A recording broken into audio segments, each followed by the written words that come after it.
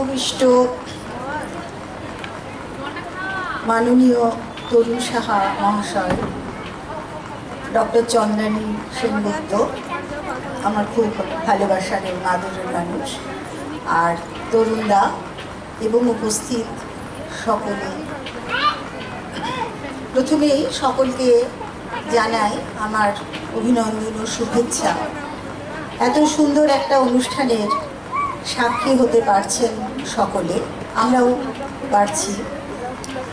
প্রতি বছরই নৃত্যায়ন ডাকে খুব ভালোবাসায়, খুব যত্নে, খুব আদরে আসি এবং চেষ্টা করি পুরোটা থাকতে ওদের সঙ্গে। এবছরটা একটু ব্যতিক্রম, আমাকে চলে যেতে হবে, তার জন্য আগেই মার্জনা চাইছি। আমি ইন্দ্রাকে বলে রেখেছিলাম কথাটা যে আমাকে একটু চলে যেতে হবে অন্যত্র কাজ থাকায়, কিন্তু সত্যি তবুও না এসে পারিনি, সেটাই ইন্দ্রার আন্তরিকতায়। প্রতিবার যেমন ডাকে এবারও ডেকেছে। এই যে একটু আগে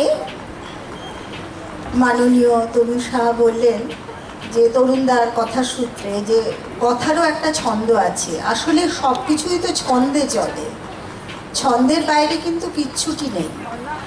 এটা আমরা ধরতে পারি না সব সময়, আমাদের দেহে সব সময় ছন্দ চলছে একটা। আমরা তো বুকের ছন্দ তো বুঝতেই পারি সব সময়, যে একটা ছন্দে আমাদের নারী স্পন্দন হচ্ছে একটা নির্দিষ্ট ছন্দে। ছন্দ পতন হলেই মুশকিল, তখনই ডাক্তার ডাকরে ছোটরে ডাক্তারের কাছে। কাজেই ছন্দটা কিন্তু বিশ্বের সর্বত্র আছে। আমাদের যে গ্রহ নক্ষত্রও যে আবর্তিত হচ্ছে একটা নির্দিষ্ট ছন্দে, ছন্দ পাতেই মুশকিল।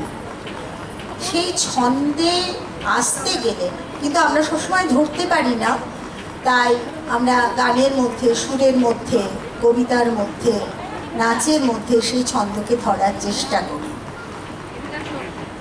ইন্দ্রার সংস্থার নাম নৃত্যায়ন।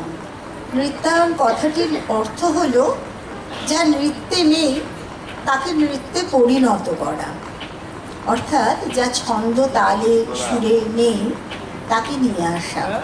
আমাদের জীবনেরও একটা ছন্দ থাকে, গতি থাকে, জীবন যাত্রার বলছি। সংস্কৃতি কিন্তু মানুষকে সেই জীবন যাত্রায় অনেক সুশৃঙ্খল করে তুলতে পারে, অর্থাৎ শৃঙ্খলা পরায়ণতাকে জীবনে আনতে গেলে সংস্কৃতির প্রয়োজন আছে। লেখাপড়ার পাশাপাশি সেই গুরুত্ব বুঝেছেন বলেই আপনারা নিশ্চয়ই আপনাদের সন্তানকে এই রকম সংস্থায় অন্তর্ভুক্ত করেছেন।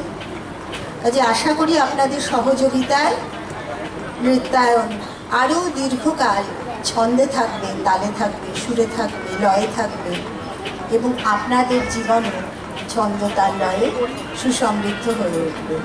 সকলকে ধন্যবাদ আরেকবার, নমস্কার। এবার চন্দ্রানীদির কাছে শুনে নিই কিছু কথা।